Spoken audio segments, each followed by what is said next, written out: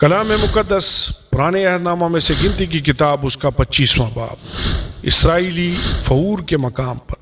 اور اسرائیلی شتیم میں رہتے تھے، اور لوگوں نے موابی عورتوں کے ساتھ حرام کاری شروع کر دی، کیونکہ وہ عورتیں ان لوگوں پر اپنے دیوتاؤں کی قربانیوں میں آنے کی دعوت دیتی تھیں، اور یہ لوگ جا کر کھاتے اور ان کے دیوتاؤں کو سجدہ کرتے تھے۔ یوں اسرائیلی بال فغور کو پوجنے لگے۔ تب خداوند کا قہر بنی اسرائیل پر بھڑکا، اور خداوند نے موسیٰ سے کہا، قوم کے سب سرداروں کو پکڑ کر خداوند کے حضور دھوپ میں ٹانگ دے، تاکہ خداوند کا شدید قہر اسرائیل پر سے ٹل جائے۔ سو موسیٰ نے بنی اسرائیل کے حاکموں سے کہا کہ تمہارے جو آدمی بال فغور کی پوجا کرنے لگے ہیں ان کو قتل کر ڈالو۔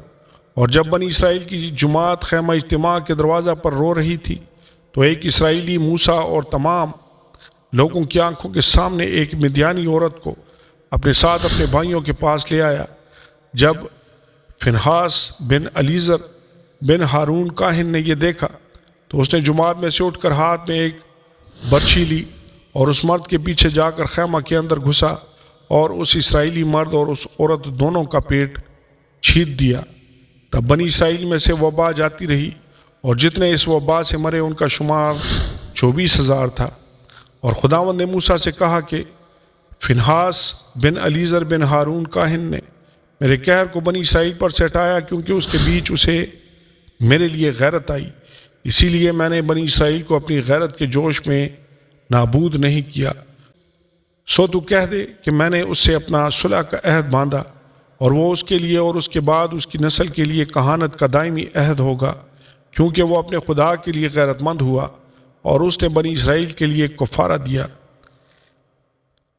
اس اسرائیلی مرد کا نام جو اس مدیانی عورت کے ساتھ مارا گیا زمری تھا، جو سلو کا بیٹا اور شمعون کے قبیلہ کے ایک آبائی خاندان کا سردار تھا۔ اور جو مدیانی عورت ماری گئی اس کا نام کذبی تھا، وہ سور کی بیٹی تھی، جو مدیان میں ایک آبائی خاندان کے لوگوں کا سردار تھا۔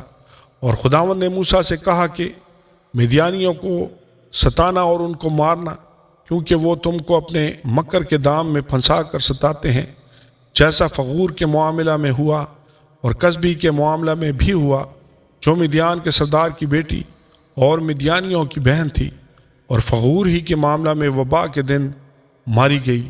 آمین اور آمین۔